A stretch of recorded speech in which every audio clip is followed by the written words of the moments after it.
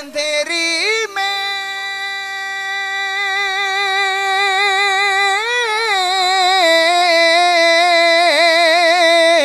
گھبراؤں گا جب تنہا، امداد کو میری تمہیں آ جانا میرے آقا۔ ذرا ایک بار ایک آواز ہو کر کہہ دو سبحان اللہ۔ میں قبر اندھیری میں گھبراؤں گا جب تنہا، امداد کو میری تمہیں آ جانا میرے آقا۔ آپ مقرر کہتے رہیں، میں مقرر سناتا رہوں، عاشقان رسول مقرر سنتے رہیں۔ در اقدس پہ دیوانوں کو جینا راس آتا ہے، اترتا ہوا دلوں پر جو سکینہ راس آتا ہے۔ مریض عشق محبوب خدا ہے، ہم تو اے ناصر فقط اپنی طبیعت کو مدینہ راس آتا ہے۔ فقط اپنی طبیعت کو، فقط اپنی طبیعت کو، فقط اپنی طبیعت کو مدینہ راس آتا ہے۔ اللہ جانے صوفی صاحب آنکھوں سے کیا اشارے کر رہے ہیں۔ میں آنکھوں کی زبان تو نہیں سمجھتا حاجی صاحب، آنکھوں کے اشارے بھی نہیں سمجھتا، آنکھوں کی زبان تو قبلہ شاہ جی ہی سمجھیں گے، لیکن میں اتنا ضرور کہہ دیتا ہوں کہ آنکھوں ہی آنکھوں میں اشارے ہو گئے، تم ہمارے اور ہم تمہارے ہو گئے۔ فقط اپنی طبیعت کو، فقط اپنی طبیعت کو، فقط اپنی طبیعت کو مدینہ راس آتا ہے۔ فقط اپنی طبیعت کو مدینہ راس آتا ہے۔ رسالت، نعرہ رسالت، نعرہ تحقیق، نعرہ حیدری، نعرہ غوثیہ، ثنا اخوان مصطفیٰ، علماء اہل سنت، علماء اہل سنت۔ ملتمس ہوں خطیب پاکستان مقرر شعلہ بیاں، آسمان کو چھونے والا درخشندہ ستارہ، سرمایہ اہل سنت، عالم اسلام کے نہایت علمی، روحانی اور مذہبی شخصیت حضرت علامہ مولانا مفتی ضمیر احمد ساجد صاحب دامت برکاتہم اللہ علیہ آپ سے کہ آپ آئیں اور اپنے خطاب ذیشان سے ہمارے دلوں کو منور فرمائیں۔ والصلاة والسلام على أشرف الأنبياء والمرسلين وعلى آله وأصحابه أجمعين، أما بعد،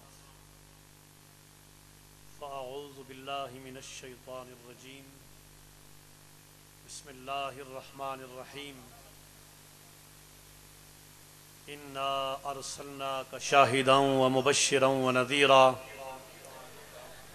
لتؤمنوا بالله ورسوله وتعزروه وتوقروه وتسبحوه بكرة وأصيلا۔ صدق الله العلي العظيم وصدق رسوله النبي الكريم۔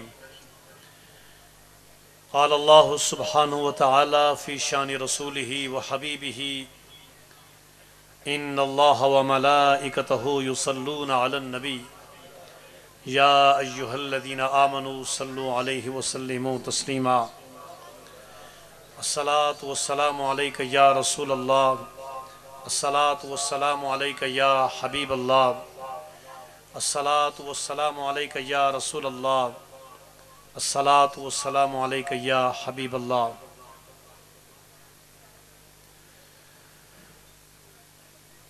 انتہائی عزت و تکریم کے لائق،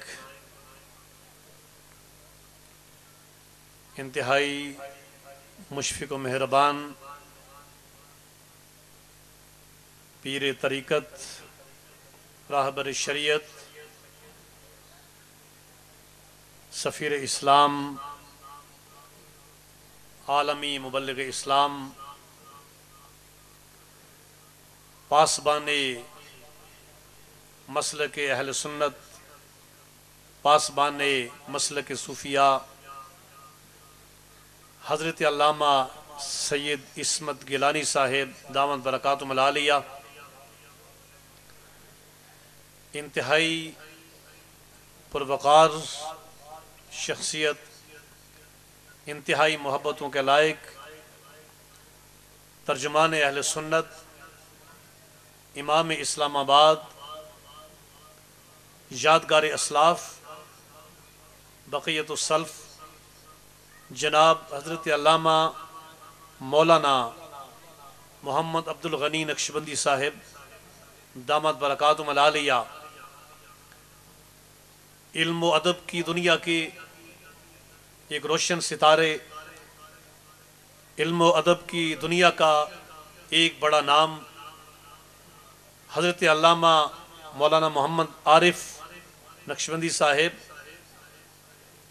خطیب اسلام آباد دامت برکاتہم العالیہ، ہمارے اسلام آباد کے وہ خطیب کہ جنہوں نے اپنی سریلی آواز میں اور علم کی خوبصورت نمائندگی کرنے میں اسلام آباد میں ایک تاریخ رقم کی ہے، جناب قاضی وزیر حسین صاحب دامت برکاتہم العالیہ، انتہائی عزت و تکریم کے لائق آج کی اس پروقار محفل کے صدر گرامی جناب محترم سردار محمد صدیق صاحب دامت برکاتہم العالیہ، انتہائی عزت و تکریم کے لائق جناب چودھری یاسین صاحب صدر مزدور یونین سی ڈی اے دامت برکاتہم العالیہ، ہمارے انتہائی مشفق و مہربان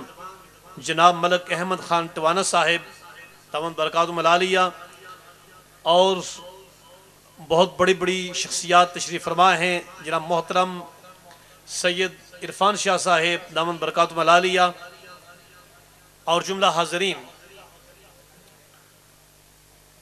آج کی یہ عظیم الشان محفل حضور سرور عالم جناب محمد رسول اللہ صلی اللہ تعالی علیہ وسلم کی محبت میں سجائی گئی ہے، اور یہ محفل نعت ہے۔ میں مبارکباد پیش کرتا ہوں، ہدیہ سلام پیش کرتا ہوں خوشحال ویلفیئر کمیٹی اسلام آباد کو، کہ جنہوں نے اللہ کے نبی ہمارے آقا و مولا جناب محمد رسول اللہ علیہ السلام کی محبت کے چراغ جلائے ہیں، اور یہ تیسری سالانہ محفل ہے۔ اللہ تبارک و تعالی ان کا اور توفیق عطا فرمائے، ان کی محبت میں اور اضافہ فرمائے، اور دنیا اور آخرت کی عزت عطا فرمائے۔ معزز علماء کرام، برادران اسلام، میں تو فقط یہاں حاضری کے لیے آیا تھا، اور قبلہ حضور علامہ سید عصمت شاہ صاحب دامت برکاتہم العالیہ کا خطاب سننے کے لیے حاضر ہوا تھا، اور مجھے بھی حکم دیا گیا ہے، اس لیے کچھ دیر کے لیے کچھ کلمات آپ کے گوش گزار کروں گا۔ آج کی اس محفل کی مناسبت سے کہ یہ محفل حب رسول اور عشق رسول میں منعقد کی گئی ہے صلی اللہ علیہ وسلم، اور عشق رسول ہی وہ سرمایہ ہے کہ جس نے امت کا دفاع کیا ہے، جس نے امت کا عزت دی ہے اور ہمیشہ سرخرو کیا ہے۔ اور حضرات گرامی، یاد رکھیے کہ نبی اکرم صلی اللہ تعالی علیہ وسلم کے ساتھ محبت کرنا اور آپ کا ادب کرنا یہ آپ کے حقوق میں سے ہے۔ محبت مصطفیٰ بھی حقوق مصطفیٰ میں سے ہے، اور ادب مصطفیٰ بھی حقوق مصطفیٰ میں سے ہے صلی اللہ علیہ وسلم۔ تاریخ اسلام کے ایک عظیم نام سے آپ واقف ہوں گے۔ قاضی ایاز رحمت اللہ علیہ نے ایک مارکہ آرا کتاب لکھی جس کا نام ہے حضور سرور عالم علیہ السلام کی محبت میں ڈوبا ہوا نام कि किताब शिफा बेतारीफ़ी हुकूक मुस्तफ़ा, इसमें हुजूर सरवर आलम अलैहिस्सलाम के हुकूक बयान किए गए हैं कि ये तो आप जानते हैं कि उम्मत के क्या हुकूक हैं और रसूलुल्लाह अलैहिस्सलाम ने अपनी उम्मत के हुकूक को किस तरह अदा किया है, अपनी उम्मत पर क्या शफकत की है, अपनी उम्मत के लिए क्या मोहब्बत की है, लेकिन उम्मत पर हुजूर के क्या हुकूक है इससे शायद आप वाकिफ नहीं होंगे। अगर आप ये जानना चाहते हैं कि हमारे ऊपर और उम्मत पर हुजूर के क्या हुकूक हैं तो काजी अयाज की किताब उठाकर देखिए, और उलमा ने लिखा है कि नबी करीम अलैहिस्सलाम के 8 हुकूक हैं जो उम्मत के ऊपर हैं, वो उम्मत को अदा करना चाहिए। जो उम्मत अपने नबी के हुकूक को अदा नहीं करती वो उम्मत कहलाने की हकदार नहीं है। जो शख्स अपने नबी के इन हुकूक को अदा नहीं करता वो नबी का उम्मती होने का हकदार नहीं है। मैं उन 8 का तज़किरा तो नहीं करता, लेकिन मैं 2 का तज़किरा करना चाहता हूं कि मोहब्बत रसूल भी आपका हक है और अदब रसूल भी रसूलुल्लाह अलैहिस्सलाम का हक है। और कुरान मजीद की आयत भी मैंने इसलिए पढ़ी है, अल्लाह तबारक व तआला जल्ला जलालुहु फरमाता है कि इन्ना अरसलना का शाहिदन व मुबश्शिरन व नज़ीरा, ऐ महबूब बेशक हमने आपको शाहिद बनाकर भेजा है, मुबश्शिर बनाकर भेजा है, नज़ीर बनाकर भेजा है। आपको कुल कायनात का मुशाहदा करने वाला बनाकर भेजा है, कुल कायनात के लिए खुशखबरी देने वाला बनाकर भेजा है, कुल कायनात को अल्लाह का डर सुनाने वाला बनाकर भेजा है। और इस भेजने का मकसद यह है कि लितुमिनु बिल्लाहि व रसूलिही व तुअज़्ज़िरूहु व तुवक्किरूहु व तुसब्बिहूहु बुकरतन व असीला। ऐ लोगो, मैंने अपने महबूब को इन शानों के साथ इसलिए भेजा है, मैंने अपने महबूब को इन अजीम औसाफ के साथ इसलिए भेजा है, उनको शाहिद मुबश्शिर और नज़ीर बनाकर इसलिए भेजा है ताकि तुम अल्लाह और अल्लाह के रसूल पर ईमान लाओ, ताकि तुम अल्लाह के रसूल की ताज़ीम और तौकीर करो, ताकि सुबह शाम अल्लाह की तस्बीह और तहलील करो। यहाँ मैं सिर्फ दरमियान के इस पहलू से आयत का जो दरमियान का मैसेज है उसके हवाले से बात करना चाहता हूँ कि अल्लाह तबारक व तआला जल्ला जलालुहु लोगों से खिताब कर रहा है कि ऐ लोगों, मैं अपने मुस्तफ़ा को, अपने मुश्तबा को, मैं अपने हबीब को, जनाब रहमतुल लिल आलमीन अलैहिस्सलाम को तुम में इसलिए भेज रहा हूं कि तुम्हारे 3 फरीज़े हैं उनकी बेइज्जत के बाद। पहला फर्ज ये है कि तुम अल्लाह और अल्लाह के रसूल पर ईमान लाओ, और दूसरा फर्ज ये है कि अल्लाह के रसूल की ताज़ीम और तौकीर करो, और तीसरा फर्ज ये है कि अल्लाह की तस्बीह और तहलील करो, अल्लाह की इबादत करो।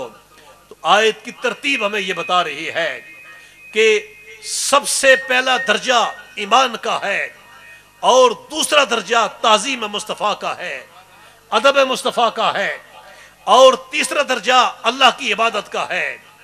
इसलिए कि ईमान के बाद अदब रसूल का दर्जा इसलिए है और इबादत का दर्जा इसलिए नहीं है कि अगर कोई ईमान तो लाया है और वो इबादत भी करता है मगर अदब रसूल बजा नहीं लाता, तो ना सिर्फ ये कि उसकी इबादत ज़ाय हो जाती है बल्कि उसका ईमान भी ज़ाय हो जाता है। इसलिए ईमान के बाद जो दर्जा है वो अदब रसूल का दर्जा आता है। जो अदब रसूल को बजा लाता है वही अल्लाह ताला के यहाँ मकबूल है और मोहतरम है।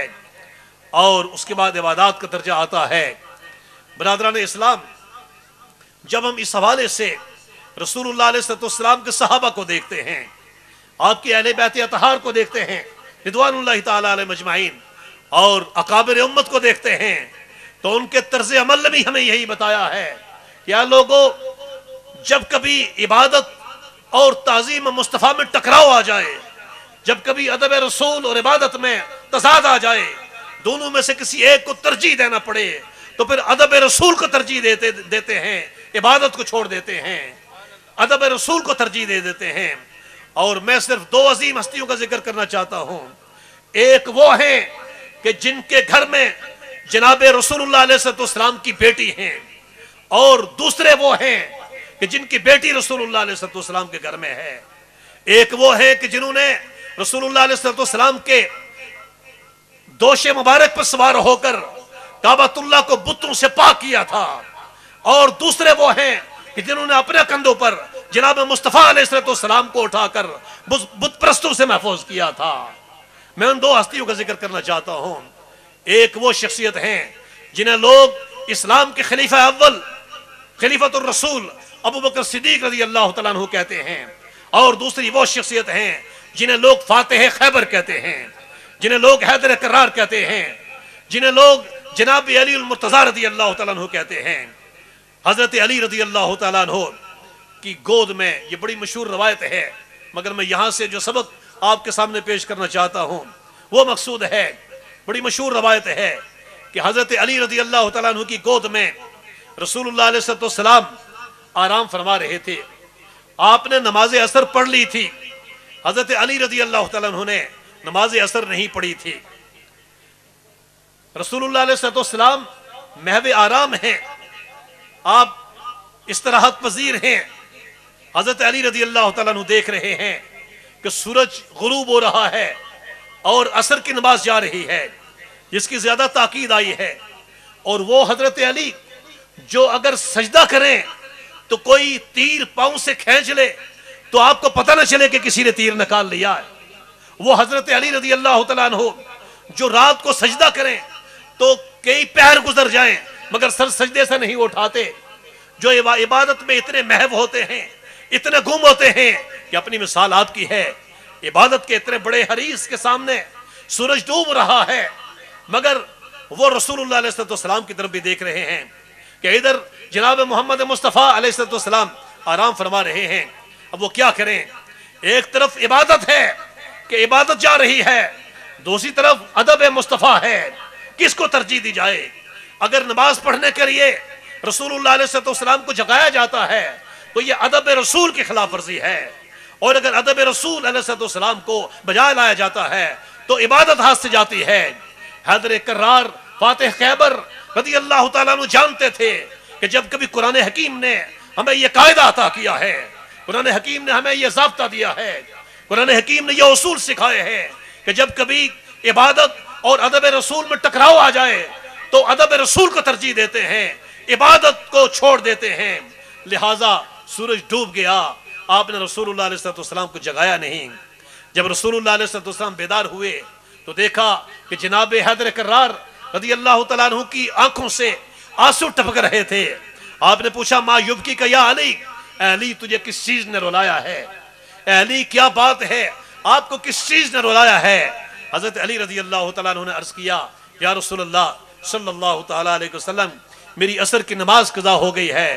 हुज़ूर सरवर आलम अलैहिस्सलाम ने बारगाह खुदाबंदी में दोनों हाथों को उठा लिया और अर्ज किया, अल्लाहुम्मा इन्नहु काना फी ताअतिका व ताअति रसूलिक फरदुद अलैहि शम्स।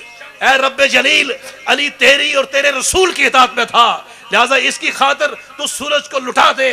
रसूलुल्लाह अलैहिस्सलाम के दस्ते मुबारक बारगाह खुदाबंदी में फैलते हैं तो सैयदा फातिमा, सैयदा अस्मा बिनते उमैस रज़ी अल्लाह तआला अन्हा कहती हैं कि राअयतुहा गरबत सुम्मा राअयतुहा तलअत व वक़अत अलल जिबाल।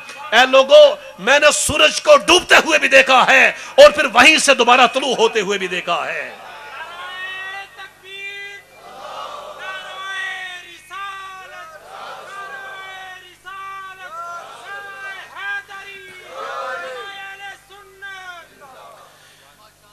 वो फरमाती हैं कि मैंने सूरज को मगरिब में डूबते हुए भी देखा है और फिर वहीं से दोबारा तुलू होते हुए भी देखा है, और फिर उसकी किरणों से पहाड़ों को रोशन होते हुए भी देखा है, उसकी किरणों से खेतियों को रोशन होते हुए भी देखा है।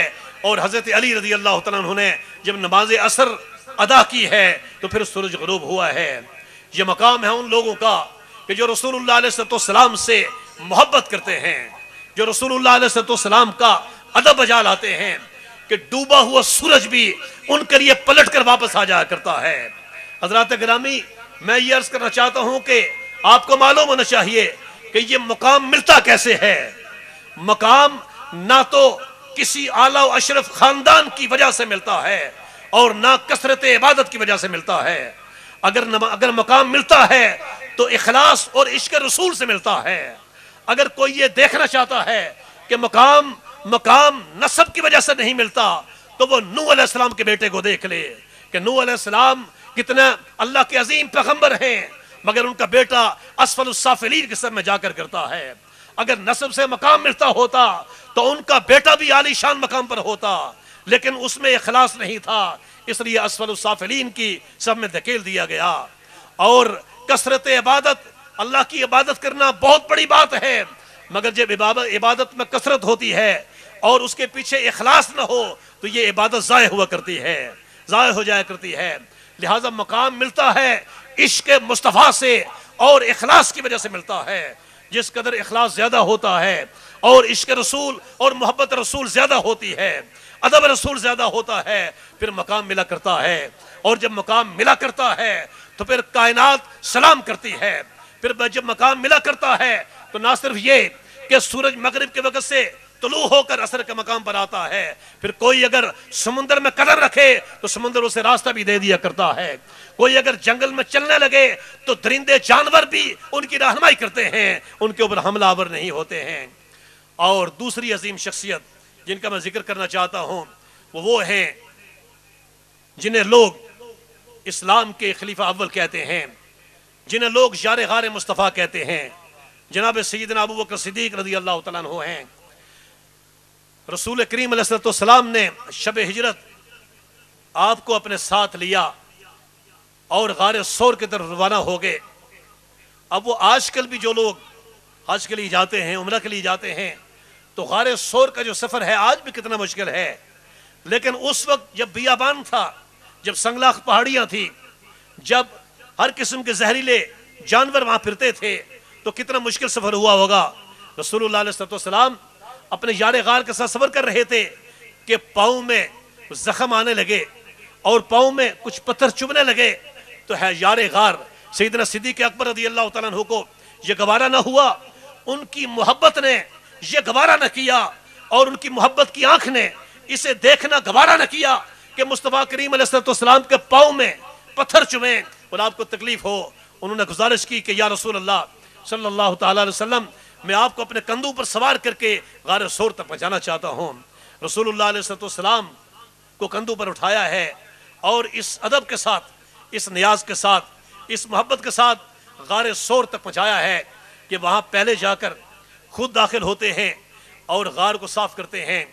اپنے کپڑے چادر پھاڑ پھاڑ کر غار کے سوراخوں کو بند کرتے ہیں اور حدیث پاک میں آتا ہے کہ 2 سوراخ باقی رہ گئے ہیں. ہم ایک سوراخ کا ذکر کرتے رہتے ہیں حدیث پاک میں آتا ہے کہ 2 سوراخ باقی رہ گئے ہیں اور حضرت ابو بکر صدیق رضی اللہ تعالیٰ عنہ نے دونوں کے آگے اپنی ایڑیاں رکھ لی ہیں اور ایڑیاں رکھنے کے بعد پھر رسول اللہ علیہ السلام کو دعوت دی ہے یا رسول اللہ صلی اللہ تعالیٰ علیہ وسلم آپ تشریف لے آئیے. رسول اللہ علیہ السلام غار کے اندر تشریف لے گئے. اب میں دیگر تفصیلات کی طرف نہیں جانا چاہتا ہوں میں ادب رسول کی بات کرنا چاہتا ہوں کہ حضرت یار غار نے سیدنا صدیق اکبر رضی اللہ تعالیٰ عنہ نے کس محبت کا اظہار کیا ہے اور کس ادب کا اظہار کیا ہے. نبی کریم علیہ السلام یہاں پر بھی آرام فرما ہوئے اور آپ نے استراحت فرمائی.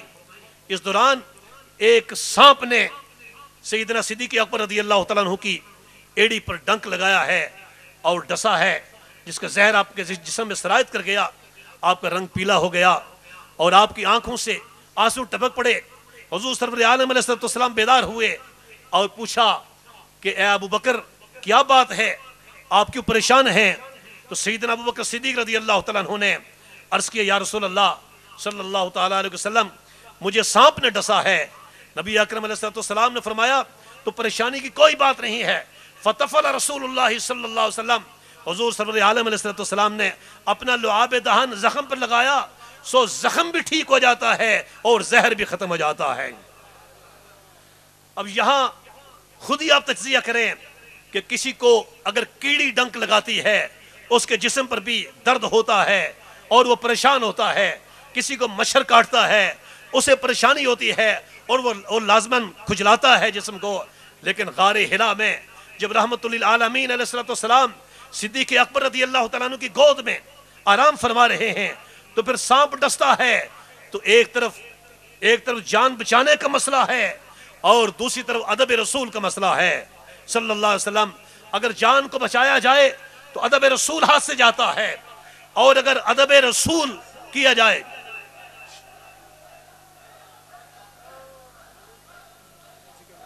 راہبر شریعت جناب پیر بدر عالم جان صاحب ہماری محفل میں تشریف لائے ہیں۔ میں چند لمحات کے لیے مزید اپنی گفتگو کو جاری رکھتا ہوں۔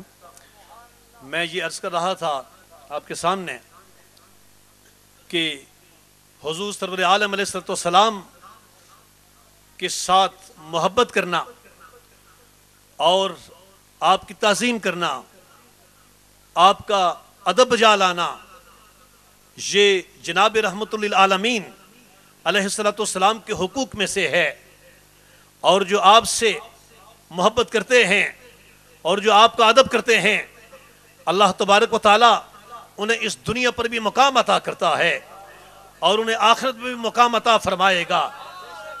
اور جو ادب کا دامن چھوڑتے ہیں وہ اس دنیا پر بھی رسوا ہوتے ہیں اور آخرت میں بھی رسوا ہوتے ہیں۔ میں ایک رسوائے زمانہ شخص کا ذکر کرنا چاہتا ہوں کہ ایک شخص کاتب وحی تھا اور وہ وحی لکھا کرتا تھا۔ ایک دن اتنا اونچا مقام تھا اس کا کہ وہ کاتبین وحی میں شامل تھا، لیکن اچانک اس کے ذہن میں خیال آ گیا۔ اس نے کہا کہ حضور صلی اللہ تعالی علیہ وسلم کے پاس بس اتنا ہی علم ہے جتنا ہم لکھ لیتے ہیں، اس سے زیادہ نہیں ہے۔ پر اس کا یہ کہنا تھا کہ وہ راندہ درگاہ ہو گیا، اب وہ مردود اور مرتد ہو گیا اور وہ دائرہ اسلام سے خارج ہو گیا، اس کو وہاں سے نکال دیا گیا۔ بعد میں جب یہ آدمی مرتا ہے تو اس کے حواریوں نے اس کی تدفین کرنا چاہی اور اس کی قبر کھود کر اسے اس میں داخل کرنا چاہا۔ تو جب اس کو قبر میں ڈالا گیا تو لوگوں نے دیکھا، لوگ پیچھے ہٹتے ہیں تو زمین نے اسے اٹھا کر باہر پھینک دیا۔ بخاری شریف کی روایت ہے کہ زمین نے اسے اٹھا کر باہر پھینک دیا ہے۔ دوسری مرتبہ بھی لوگوں نے اسے قبر میں ڈالا، پھر دیکھا کہ زمین نے اسے اٹھا کر باہر پھینک دیا ہے، اور تیسری مرتبہ انتہائی گہری قبر کھودی اور کھود کر اس میں ڈالا تو پھر زمین نے اسے اٹھا کر باہر پھینک دیا ہے، اور لوگ وہاں سے بھاگ جاتے، ڈر جاتے ہیں۔ حضرات گرامی، یہاں سے ہمیں معلوم ہوتا ہے کہ اگر کوئی پیکر عشق رسول ہوتا ہے، اگر کوئی حضور صلی اللہ علیہ وسلم کا ادب کرتا ہے، آپ سے محبت کرتا ہے، تو اس کی خاطر اللہ تبارک و تعالیٰ ڈوبے ہوئے سورج کو بھی لٹا دیتا ہے۔ اور اگر کوئی آپ کا گستاخ ہوتا ہے اور وہ اونچے مقام پر فائز بھی ہوتا ہے تو زمین بھی اسے قبول نہیں کرتی ہے، اسے اٹھا کر باہر پھینک دیتی ہے۔ اس لیے یہ فیصلہ ہم نے کرنا ہے کہ کوئی کس راستے پر چلے گا۔ کیا اس نے اس راستے پر چلنا ہے کہ اس پر دنیا پر بھی پھٹکار ہو اور آخرت میں بھی رسوا ہو، یا وہ اس راستے پر چلے گا کہ دنیا پر بھی اللہ تعالیٰ عزت عطا فرمائے اور آخرت میں بھی عزت عطا فرمائے۔ حضرات گرامی، جب محبتوں کا دورہ تھا اور عشق رسول کی روایت قائم تھی تو ساری دنیا نے دیکھا ہے کہ پوری امت مسلمہ جسد واحد کی حیثیت رکھتی تھی، اور پوری امت مسلمہ میں نہ کبھی فاقہ کشی تھی نہ دہشت گردی تھی۔ اس لیے کہ جب لوگ اللہ کے رسول سے محبت کرتے ہیں، اللہ سے محبت کرتے ہیں، تو اللہ تبارک و تعالیٰ دو نعمتیں عطا کرتا ہے۔ ایک خوشحالی کی نعمت عطا کرتا ہے اور دوسرا امن و امان کی نعمت عطا کرتا ہے، کیونکہ اللہ تبارک و تعالیٰ فرماتا ہے فَلْيَعْبُدُوا رَبَّ هَذَا الْبَيْتِ الَّذِي أَطْعَمَهُم مِّن جُوعٍ وَآمَنَهُم مِّن خَوْفٍ، کہ لوگوں کو چاہیے کہ اس گھر کے رب کی عبادت کریں جو بھوک میں کھلاتا ہے اور خوف میں امن دیتا ہے۔ جب لوگوں میں یہ شعور بیدار تھا، جب لوگوں کے سینے عشق رسول سے معمور تھے اور ادب رسول سے معمور تھے، تو لوگوں نے دیکھا ہے کہ جب حضرت فاروق اعظم رضی اللہ تعالیٰ عنہ کا دور خلافت ہوتا ہے، حضرت عمر بن عبدالعزیز رضی اللہ تعالیٰ عنہ کا دور خلافت آتا ہے، تو کوئی زکوٰۃ لینے والا نہیں ملتا ہے۔ زکوٰۃ دینے والے زکوٰۃ اٹھا کر گلی کوچوں میں پھرتے ہیں، کوئی زکوٰۃ لینے والا نہیں ملتا ہے۔ اور امن و امان کا عالم یہ تھا کہ شیر اور بکری ایک ہی گھاٹ سے پانی پیتے تھے۔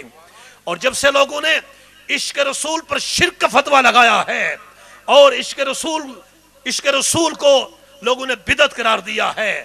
کوئی عشق رسول میں محفل نعت منعقد کرتا ہے, کوئی عشق رسول میں محفل میلاد منعقد کرتا ہے, کوئی عشق رسول کی بات کرتا ہے. تو کبھی لوگوں نے شرک کا فتویٰ لگایا ہے, کبھی لوگوں نے بدعت کا فتویٰ لگایا ہے.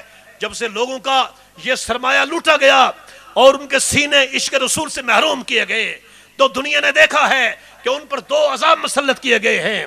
ایک دہشت گردی کا عذاب ہے اور دوسرا غربت کا عذاب ہے. غربت کو دور کرنے کے لیے کبھی کمیونزم وجود میں آیا ہے, کبھی سوشلزم بنا ہے, مگر کبھی نہ سوشلزم نے غربت کا خاتمہ کیا ہے, نہ کمیونزم نے غربت کا خاتمہ کیا ہے, اور نہ ابھی تک غربت کا خاتمہ ہوا ہے. اور دہشت گردی کو ختم کرنے کے لیے آج پوری دنیا سر جوڑ کر بیٹھی ہوئی ہے, مگر دہشت گردی کا خاتمہ بھی نہیں ہوگا. اور حضرات گرامی, پوری دنیا کو یہ معلوم ہونا چاہیے کہ اگر وہ غربت کا خاتمہ کرنا چاہتے ہیں, اگر وہ دہشت گردی کو ختم کرنا چاہتے ہیں, تو انہیں ادب رسول کو بجا لانا ہوگا, انہیں محبت رسول کو بجا لانا ہوگا, اور پھر سے راہ راست پر آنا ہوگا. تب جا کر امت کی مرکزیت قائم ہوگی. اس سے پہلے بھی بڑے بڑے فتنے تھے. رسول اللہ علیہ السلام کی حیات طیبہ میں امت کی مرکزیت قائم تھی. سیاست بھی آپ کے در سے ملتی تھی, شریعت بھی آپ کے در سے ملتی تھی, روحانی تسکین بھی آپ کے در سے ملتی تھی. جب سے سیاست میں منافقت آئی ہے, جب سے روحانیت اور طریقت میں بہروپیہ پن آیا ہے, اور جب سے جاہل لوگوں نے شریعت کی باغ ڈور اپنے ہاتھ میں لی ہے, تو لوگوں نے دیکھا ہے کہ ہماری عبادات رسم و رواج بن کر رہ گئی ہیں, ہماری عبادات میں مقصدیت ختم ہو گئی ہے, چونکہ لا مرکزیت قائم ہو گئی ہے. جب مرکزیت قائم تھی تو امت پر باہر سے آنے والے فتنے بھی امت سے ٹکرا کر پاش پاش ہوتے رہے, امت کے اندر سے اٹھنے والے فتنے بھی ٹکرا کر پاش پاش ہوتے رہے, مرکزیت سے ٹکرا کر پاش پاش ہوتے رہے. جب مرکزیت کو ختم کر دیا گیا, علماء مشائخ نے سیاست سے علیحدگی اختیار کر لی ہے, اور مشائخ نے روحانی تسکین کا راستہ اختیار کیا, ہزاروں لوگوں کو راہ راست پر چلایا ہے. علماء نے شرعی مسائل کو بیان کرنا شروع کیا, لوگوں کو راہ راست پر چلایا ہے, مگر سیاست پر اور تخت و تاج پر ان لوگوں کو بٹھا دیا ہے جو نہ طریقت کے واقف تھے, نہ شریعت کے واقف تھے, اور ان کو کسی نے پوچھا بھی نہیں ہے, وہ منمانیاں کرتے رہے ہیں. پھر امت میں اس قدر بگاڑ پیدا ہوا کہ آج امت پر باہر سے بھی فتنے حملہ آور ہو رہے ہیں, اور امت کے اندر سے بھی فتنے اٹھ رہے ہیں. نہ باہر کے فتنوں کو ٹالا جا سکتا ہے, نہ اندر کے فتنوں کو ٹالا جا سکتا ہے. میں باہر کے فتنوں کے حوالے سے عرض کرنا چاہتا ہوں کہ اس وقت بیرونی فتنوں میں سے ایک بہت بڑا فتنہ سود کی لعنت ہے. آج سود کو ہمارے اوپر مسلط کر دیا گیا ہے, ہماری معیشت کو سود کی وجہ سے توڑ دیا گیا ہے. آج سود کی وجہ سے پوری دنیا کی معیشت گھٹنوں کے بل گر گئی ہے, مگر امت مسلمہ بھی اس لعنت کی زد میں آئی ہوئی ہے. اسلامی نظریاتی کونسل نے سفارشات پیش کی تھی اور دنیا کے 200 ادارے بتائے تھے جو غیر سودی نظام پر چل رہے ہیں اور سودی نظام سے زیادہ فائدہ دے رہے ہیں. اس کے باوجود بھی کسی اسلامی ملک میں اور پاکستان میں بالخصوص سودی نظام کا خاتمہ نہیں ہو سکا ہے. جب سودی نظام کا خاتمہ نہیں ہو سکتا ہے تو پھر خود بغربت کا خاتمہ بھی نہیں ہو سکتا ہے, دہشت گردی کا خاتمہ بھی نہیں ہو سکتا ہے. اور دوسرا بڑا فتنہ جو مغربی ممالک کا اتحاد ہے, امریکن ریاستوں کا اتحاد ہے, حالانکہ ان تمام کی ثقافتیں مختلف ہیں لیکن وہ متحد ہیں, اور پوری دنیا پر آج ان کا فتنہ پھیلا ہوا ہے. وہ متحد ہو کر پوری دنیا پر اپنے فتنے کو مسلط کیے ہوئے ہیں. اور یورپی یونین کا اتحاد ہے, ان کی کرنسی بھی ایک ہے, ان کا ویزا بھی ایک ہے. کتنے افسوس کی بات ہے کہ جس امت کے لیے جناب محمد الرسول اللہ علیہ السلام نے فرمایا تھا یہ امت واحدہ ہے, یہ امت ایک جسم کی طرح ہے, آج اس کا شرازہ بکھرا ہوا ہے, اسے کوئی ایک جگہ پر جمع کرنے والا نہیں ہے. اور یہ بیرونی فتنے اسے بری طرح سے اس پر مسلط کیے گئے ہیں اور اسے تباہ و برباد کر رہے ہیں. آج کوئی دو ملک بھی ایسے نہیں ہیں جن کا آپس میں کوئی معاشی معاہدہ ہو, آج کوئی دو اسلامی ملک ایسے نہیں ہیں جن کا آپس میں دفاعی معاہدہ ہو. کتنے افسوس کی بات ہے. اور جہاں تک داخلی فتنوں کا تعلق ہے, امت کو داخلی فتنے گھن کی طرح کھا رہے ہیں. یہ علاقائی اور صوبائی عصبیت بھی امت کا داخلی فتنہ ہے. یہ مسلکی جھگڑے اور حد سے تجاوز کا جو اختلاف ہے یہ بھی امت کا داخلی فتنہ ہے. اور یہ سیاسی انتشار بھی امت کا داخلی فتنہ ہے. اس طرح امت کے بہت سارے فتنے ہیں, ہمیں ان فتنوں میں ڈال دیا گیا ہے. حضرات گرامی, جو لوگ فتنوں کا شکار نہیں ہوتے وہی اس دنیا پر سرخرو ہوتے ہیں اور آخرت میں بھی سرخرو ہوں گے۔ اور میں آپ کو یہ بتانا چاہتا ہوں کہ جن لوگوں کے پاس سرمایہ عشق رسول آ جاتا ہے اور ادب رسول کا سرمایہ آ جاتا ہے، پھر ان کا ایک مرکز قائم ہو جاتا ہے، انہیں کوئی سرنگو نہیں کر سکتا ہے، وہ پوری دنیا پر چھا جایا کرتے ہیں۔ اور عشق رسول کا یہی سرمایہ آج ہم سے چھین لیا گیا ہے۔ آج ہمارے لیے بزرگوں کے راستے بند کر دیے گئے ہیں۔ حضرات گرامی، ہم غوث اعظم کا نام کیوں لیتے ہیں؟ ہم غوث اعظم کا نام اس لیے لیتے ہیں کہ وہ عشق رسول کی تعلیم دیتے ہیں۔ ہم داتا علی حجویری سے محبت اس لیے کرتے ہیں، انہوں نے عشق رسول کی تعلیم دی ہے۔ ہم مجدد الفسانی رحمت اللہ علیہ کی بات اس لیے کرتے ہیں کہ انہوں نے عشق رسول کی بات کی ہے۔ اور مجدد الفسانی رحمت اللہ علیہ، کون مجدد الفسانی رحمت اللہ علیہ؟ کہ جن کے مزار پر جا کر کلندر لاہوری نے کہا تھا، حکیم الامت نے کہا تھا کہ حاضر ہوا میں شیخ مجدد کی لحد پر، وہ خاک کے ہے زیر فلک مطلع انوار، اس خاک کے ذرنوں سے ہیں شرمندہ ستارے، اس خاک میں پوشیدہ ہے وہ صاحب اسرار، گردن نہ جھکی جس کی جہانگیر کے آگے، جس کے نفس گرم سے ہے گرمی احرار، وہ ہند میں سرمایہ ملت کے نگہباں، اللہ نے بر وقت کیا جس کو خبردار۔ یہ مجدد الفسانی ہیں، یہ شیخ احمد سرہندی ہیں، یہ امام ربانی ہیں۔ ہم ان سے محبت اس لیے کرتے ہیں کہ انہوں نے ادب رسول کا درس دیا ہے، تعظیم رسول کا درس دیا ہے۔ ہم خواجہ غریب نواز سے محبت کیوں کرتے ہیں؟ جنہوں نے 90 لاکھ ہندو کو کلمہ پڑھوایا ہے۔ ہم ان سے محبت کیوں کرتے ہیں؟ اس لیے کہ وہ بھی عشق رسول کی خیرات تقسیم کر رہے ہیں۔ ہم گولڑا شریف کیوں جاتے ہیں؟ ہم بریلی شریف کیوں جاتے ہیں؟ اس لیے کہ یہ بھی غلامی رسول کا درس دیتے ہیں۔ حضرات گرامی، جب تک غلامی رسول کا پٹا گلے میں نہیں ہوگا، عشق رسول کا سرمایہ نہیں ہوگا، نہ کبھی غربت کا خاتمہ ہوگا، نہ دہشت گردی کا خاتمہ ہوگا، نہ مسلم امہ کو کبھی عزت مل سکتی ہے۔ میں یہ دعا کرتا ہوں کہ اللہ تبارک و تعالی ہمیں سرمایہ عشق رسول عطا فرمائے، سرمایہ ادب رسول عطا فرمائے۔ وآخر دعوانا ان الحمدللہ رب العالمین۔ دیتا ہے علی کا عشق مقدر سنوار دیتا ہے، علی کا عشق مجھے بھائی نے ڈھیر سارا حوصلہ دیا ہے، علی کا عشق مقدر سنوار دیتا ہے۔ یہ تو مرید بھی اس بندے کا ہے، اس ہستی کا ہے جس کے سامنے الفاظ بھی ہاتھ باندھ کر کھڑے ہوتے ہیں۔ علی کا عشق مقدر سنوار دیتا ہے، علی کا عشق مقدر سنوار دیتا ہے، علی کا بغض تو چہرہ بگاڑ دیتا ہے۔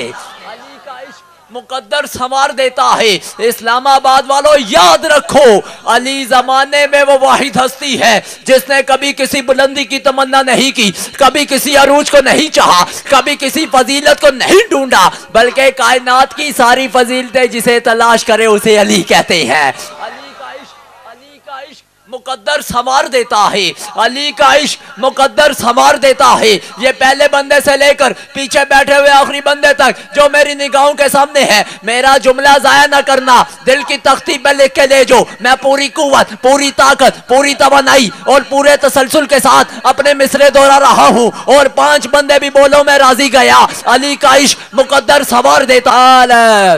نعرہ تحقیق، نعرہ حیدری، نعرہ غوثیہ۔ خطیب پاکستان، مقرر شعلہ بیان، عالم اسلام کے نہایت علمی، روحانی اور مذہبی شخصیت حضرت پیر سید عصمت حسین گیلانی صاحب دامت برکاتہم اللہ علیہ آپ سے کہ آپ آئیں اور اپنے خطاب ذیشان سے ہمارے دلوں کو منور فرمائیں۔ نحمدہ ونصلی ونسلم علی رسولہ الکریم، اما بعد، قال اللہ تعالی فی الکلام المجید والفرقان الحمید، بسم اللہ الرحمن الرحیم۔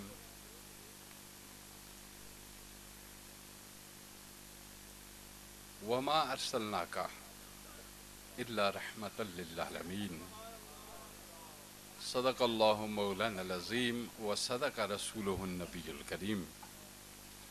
ان اللہ وملائکتہ یصلون علی النبی یا ایہا الذین آمنوا صلوا علیہ وسلموا تسلیما۔ اللہم صلی علی سیدنا و مولانا محمد وعلی آلہ وصحبہ وبارک وسلم۔ اللہم صلی وسلم وبارک علی ذات المحمدیت والآل عدد خلقک یا اللہ۔ یا اللہ یا رحمان یا رحیم یا حی یا قیوم برحمتک نستغیث۔ زینت الذاکرین نبیرہ مرشد برحق حضرت پیر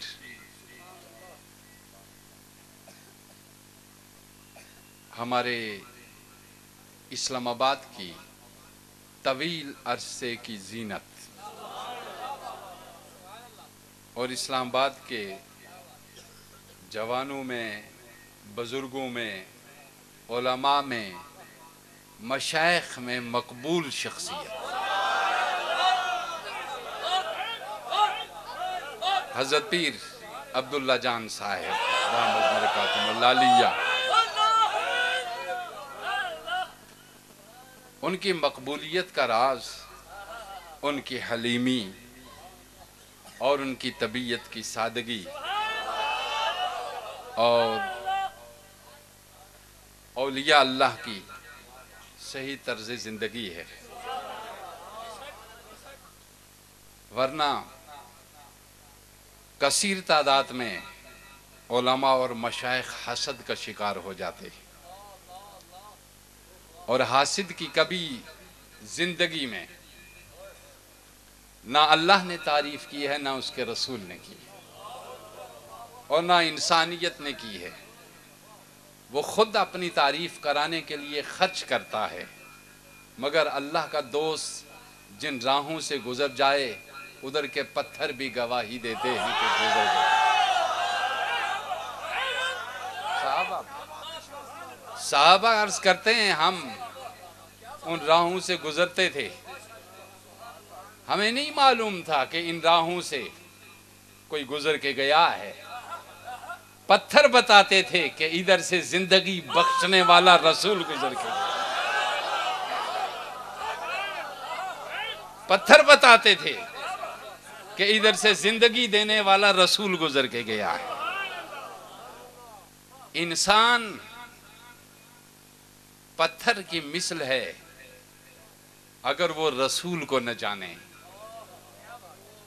اور پتھر انسان سے افضل ہے اگر وہ رسول کو جان جائے۔ پتھر رسول سے افضل ہے اگر وہ رسول کو جان جائے۔ تقریر آج میں ہمیشہ کے لیے میری خواہش یہ ہوتی ہے کہ میں اہل علم سے سنوں کچھ۔ میں نے طویل عرصہ سنایا مگر اب میرا سننے کو جی چاہتا ہے، اور تقریر آج میرے نہایت محسن اور عظیم دانشور اور مفتی اسلام آباد، عظیم فقیہ، عظیم مفسر، حلیم الطبع انسان، حضرت علامہ مولانا مفتی ضمیر احمد ساجد صاحب نے جو خطاب کیا ہے، ضرورت انسانیت وہی ہے اور ضرورت وقت بھی وہی ہے۔ جو کچھ دنیا کے فلاسفر کہتے ہیں اور کہہ سکتے ہیں وہ سارے کا سارا چند لفظوں میں آپ نے فرما دیا، اور علم خود بولتا ہے، علم خود بولتا ہے اور معرفت بھی خود بولتی ہے۔ علم کوئی بھی ایک زبان ہوتی ہے اور معرفت کی بھی ایک زبان۔ علم کی زبان عقل کے راستے سے دل میں اترتی ہے اور معرفت کی زبان روح کے راستے سے دل میں اترتی ہے۔ سو آج کی یہ مجلس اتنی عظیم الشان مجلس ہے، میں کس کا نام لوں اور کس کا نام نہ لوں؟ ہمارے عظیم اسلام آباد کی ابتدائی درویش اسلام آباد، صوفی اسلام آباد اور بہت پیاری شخصیت حضرت علامہ عبدالغنی نقشبندی دامت برکاتہم العالیہ، اور ہمارے اسلام آباد کے جو دور حاضر کی ضرورت کے مطابق پروردگار جن لوگوں کو پیدا کر دیتا ہے، ان میں سے ہمارے ستی صاحب کے بڑے عظیم انسان، اور ہمارے پرانے بزرگوں میں سے، اہل علم میں سے عظیم تر شخصیت، ہماری علمی شخصیت ہمارے قاضی صاحب تشریف فرما ہیں، یہ سب علماء، اور پھر حضرت صاحبزادہ صاحب کی تشریف آوری۔ دو باتیں آپ سے عرض کروں گا۔ حضرت علامہ ضمیر ساجد دامت برکاتہم العالیہ آپ فرما رہے تھے کہ ادب رسول کا حق ہے، ادب رسول کا حق ہے۔ گویا کہ وہ دوسرے لفظوں میں یہ کہہ رہے تھے کہ جو کسی کا حق ہوتا ہے وہ دوسرے پہ فرض ہوتا ہے، جو کسی کا حق ہوتا ہے وہ دوسرے پہ، تو گویا رسول کا ادب ہم پہ فرض ہو گیا، اور فرض جس طرح ہم سمجھیں، نماز ہم پہ فرض ہے، روزہ ہم پہ فرض ہے، حج ہم پہ فرض ہے، زکوٰۃ ہم پہ فرض ہے۔ ان تمام فرائض سے آگاہی بخشی جس رسول نے اور جس نبی نے اور جس محبوب نے، ہزاروں اور لاکھوں اور کروڑوں خداؤں سے جان چھڑائی جس رسول،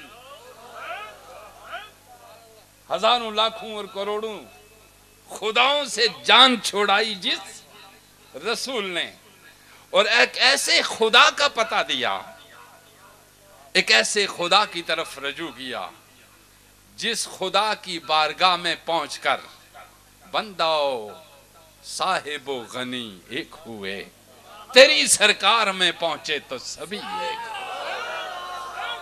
جہاں عظیم مساوات ہے، جہاں بڑی عظیم مساوات۔ میرے رسول صلی اللہ علیہ وسلم نے فرمایا، آقا دو جہاں کی حدیث سے پائے، آپ نے ارشاد فرمایا، اللہم صلی علی سیدنا و مولانا محمد وعلی آلہ وصحبہ وبارک وسلم، المؤمن طائر،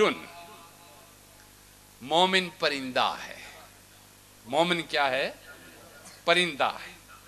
المؤمن طائر یطیر الی اللہ بجناحیہ، اور اس کی پرواز ہمیشہ اپنے رب کی طرف رہتی، اس کی نگاہوں میں ہمیشہ اپنا رب رہتا ہے۔ دیکھیے ایک بات میں آپ کو بتاتا چلوں، بہت خوبصورت نقابت کر رہے ہیں یہ عزیز، اللہ ان کو نظر بد سے بھی بچائے اور صحت کاملہ بھی ہمیشہ ہمیشہ کے لیے رکھے، چونکہ رسول کی محبت کی آگ جو بھی جلاتا ہے، اس دور حاضر میں مغرب اور ہندوستان یہ چاہتا ہے کہ مسلمان نوجوانوں کے دلوں میں ہم بے حیائی پیدا کر دیں، مختلف فلمیں، مختلف گانے، مختلف حوالے سے مسلم نوجوانوں کے دلوں کو وہ اپنی طرف پھیر رہے تھے، مگر اللہ کے یہ دوست جنہیں علماء ربانیین کہا جاتا ہے، اور رسول کے یہ نائب جنہیں صوفیاء کاملین کہا جاتا ہے، جنہیں صوفیاء کاملین کہا جاتا ہے، دیکھیے عالم رسول نما ہے اور شیخ خدا نما ہے۔ شیخ کیا ہے؟ خدا نما ہے۔ عالم رسول نما ہے، عالم کی شکل سے اور صورت سے رسول نظر آتا ہے، اور شیخ کی شکل و صورت سے خدا نظر آتا ہے، خدا نظر آتا ہے۔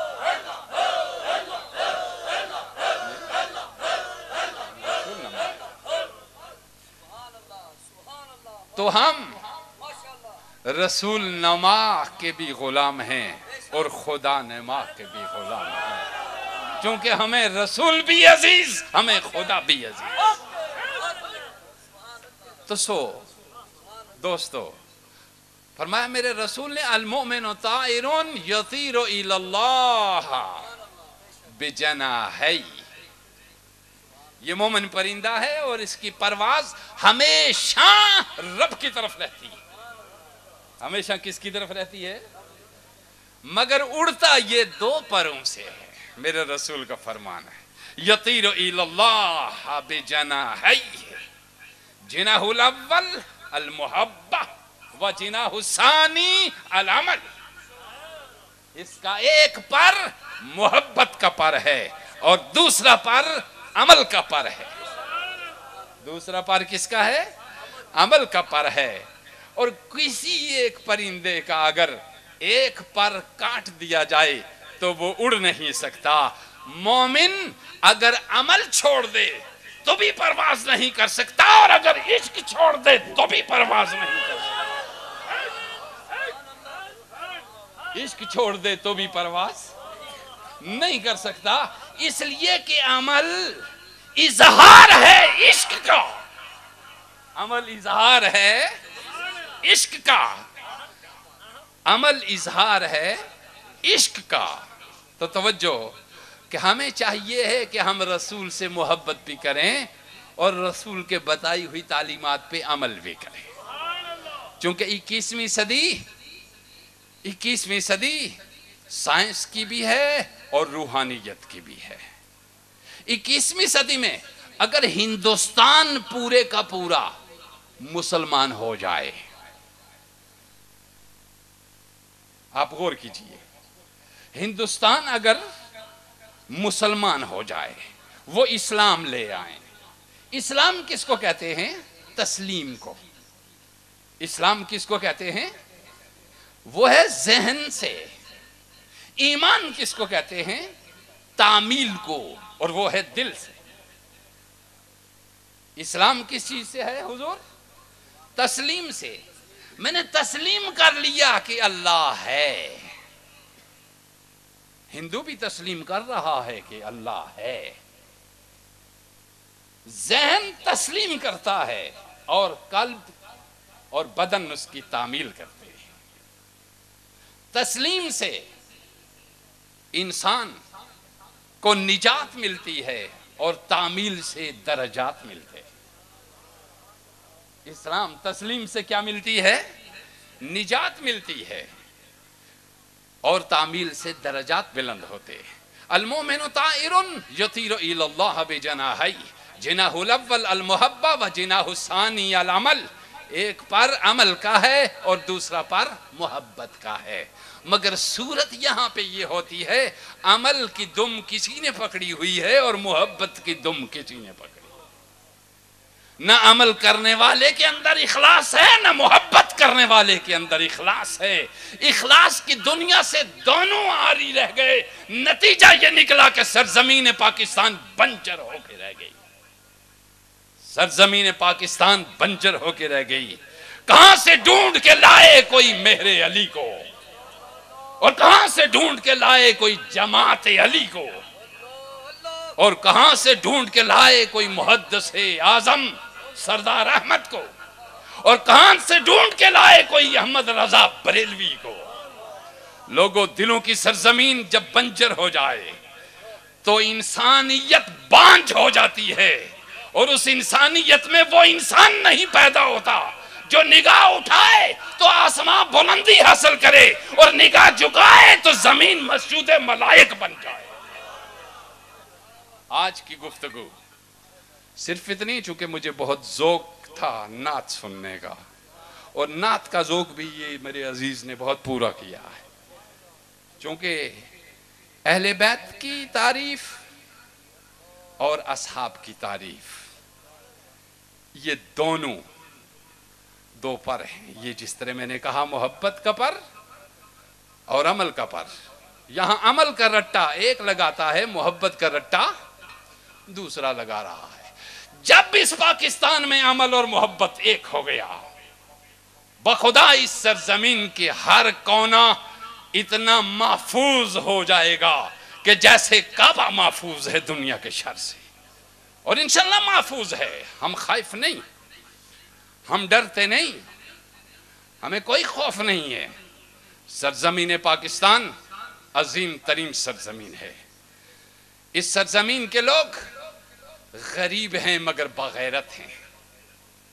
اس سرزمین کے لوگ محبت اور پیار کے لوگ ہیں۔ یہ سرزمین وہ ہے جس میں اگر کسی کو افغانستان میں مار پڑتی ہے تو لوگ بھاگتے ہیں، تو سرزمین پاکستان ان کو سارا آنکھوں پہ اٹھاتی ہے۔ اگر کسی کو عراق میں جوتے پڑیں تو سرزمین پاک اس کو اپنی سرزمین میں لے آتی ہے۔ کشمیر کے اندر اگر بھارت اپنی ظالمانہ اور سفاکانہ کردار ادا کرے، سرزمین پاک ان کے لیے بھی یہ وہ جگہ ہے جہاں ہر کوئی پیٹا اور ہر کوئی مظلوم آ کے ٹھہرتا ہے۔ ہر کوئی مظلوم آ کے ٹھہرتا ہے، اس لیے آ کے ٹھہرتا ہے کہ اقبال نے یہ کہا تھا کہ میرے عرب کو آئی ٹھنڈی ہوا جہاں سے، میرا وطن وہی ہے، میرا وطن وہی ہے۔ مت خائف ہو جاؤ کہ دنیا کوئی سپر پاورز ہیں۔ دنیا کے سپر پاورز کو سرے راہ غلاموں نے کچلتے ہوئے رکھ دیا ہے۔ دنیا کے سپر پاورز ہمارے نام سے سہمتی ہیں، مگر یہ یاد رکھیے حضور صلی اللہ علیہ وآلہ وسلم نے ارشاد فرمایا مومن کو غصہ بڑی دیر سے آتا ہے۔ مومن کو غصہ بڑی دیر سے آتا ہے۔ 63 سال سے ہم برداشت کرتے چلے آ رہے ہیں، کبھی مشرق کی کمینگی، کبھی مغرب کی کمینگی، کبھی جنوب سے کبھی شمال سے۔ مومن کو 63 سال ہو گئے غصہ نہیں آیا۔ حضور نے فرمایا مومن کو غصہ دیر سے آتا ہے اور چلا بھی جلدی جاتا ہے۔ اگر ہمیں ابھی تک ہے دنیا کے ظالموں اور سفاکوں اور استحصالیوں اور سامراجیوں، اگر ابھی تک ہمیں غصہ نہیں آیا، سمجھو کہ رسول فرما رہے ہیں کہ مومن کو غصہ دیر سے آتا ہے۔ مگر مومن جب ظلم کا پنجہ مروڑنا چاہے تو اس کے آہنی ہاتھ اتنے دراز ہیں کہ تم زمین کے کسی کونے میں بھی چھپو، ہماری دست و برد سے نہیں بچ سکو گے انشاءاللہ۔ 21ویں صدی کی امامت اہل پاکستان کے پاس ہے۔ 21ویں صدی کی امامت اہل پاکستان کے پاس ہے۔ 21ویں صدی دنیا اسلام کی نمائندگی بھی پاکستان کرے گا۔ 21ویں صدی میں مغرب کی نمائندگی بھی پاکستان کرے گا۔ 21ویں صدی میں امریکہ کی زندگی بھی پاکستان کرے گا۔ یاد رکھو وقت آ چکا کہ ہم پیار سے تمہیں پاؤں کے نیچے لے لیں گے، اس لیے کہ پیار سے اللہ کے رسول لیتے رہے اور صوفیہ لیتے رہے۔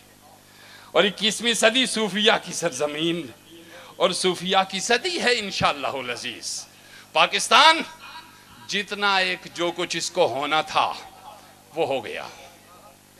میری بات یاد رکھیے، بڑے دعوے سے کہتا ہوں، مومن کو غصہ بڑی دیر سے آتا ہے، اور 63 سال سے ہم غصہ پی رہے ہیں۔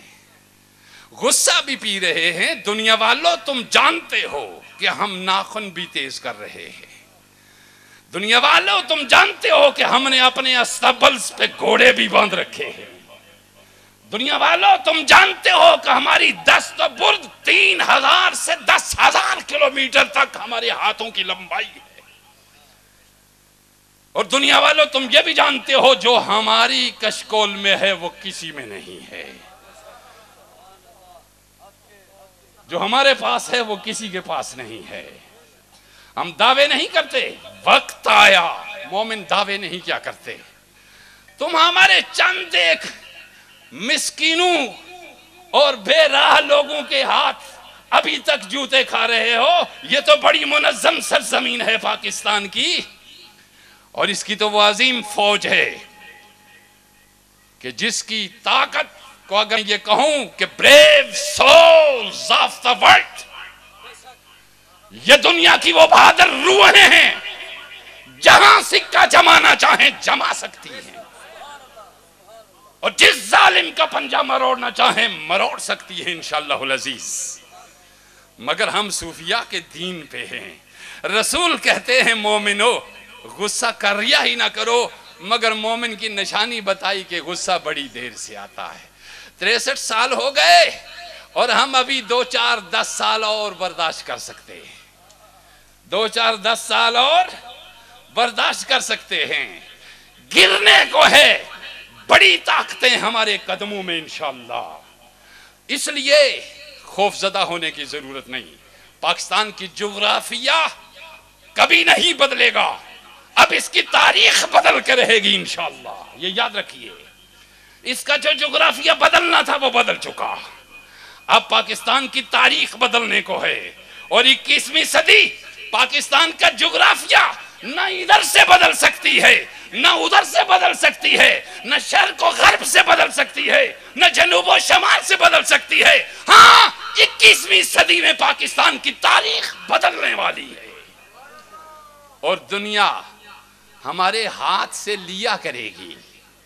یاد رکھو، میرے لفظ لکھو، 15 سے 20 سال بعد دنیا ہمارے ہاتھ سے لیا کرے گی، ہم دیا کریں گے، ہمارے بچے دیا کریں گے، ہمارا آشیانہ انتہائی محفوظ ہوگا، ہمارے ہاں مغرب آ کے ملازمت کرے گا، اور مغرب کو ہم رسول اللہ کے مہمان سمجھیں گے، دڑ دڑ آتے جائیں گے اور مصطفیٰ کا کلمہ پڑھتے جائیں گے لوگ انشاءاللہ العزیز۔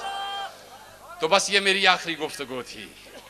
المومن طائر یطیر الی اللہ بجناحی، مومن پرندہ ہے، 2 پروں سے پرواز کرتا ہے، جناح الاول المحبہ و جناح الثانی العمل۔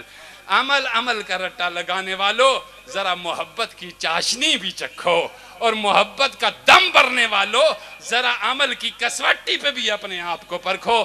میرا اور آپ کا رب محافظ ہو، وما علینا۔ ماشاءاللہ ماشاءاللہ، اللہ اکبر،